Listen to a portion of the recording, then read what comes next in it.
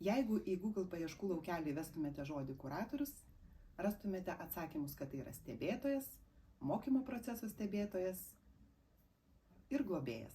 Esu Jurgita, Memelio mokyklos kuratorė. Ir mano noras bei užduotis, kad mokiniai šioje mokykloje jaustųsi saugus, suprasti ir priimti. Sklandžiam mokymosi procesui, kad mokinys pasiektų geriausių įmanomų savo mokymosi rezultatų, labai svarbus pasitikėjimas.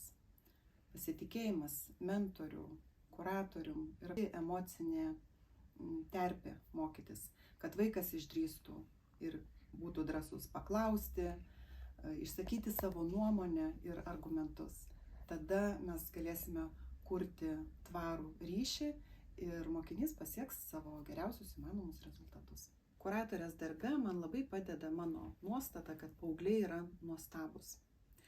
Empatiško bendravimo principai, kada vaiką priimi toks, koks jis yra, į pyktį neatsakai pykčiu, atsisakai vertinimo, kritikos, bandai suprasti ir priimti, apie ką yra paauglio jausmai, pokalbiai, kad tiek mano, tiek mokinio poreikiai yra labai svarbus, jausmų įvardinimai padeda kurti šiltesnį ryšį ir pasitikėjimą, kas yra labai svarbu mokymosi procesai ir emocinės aplinkos kūrimui.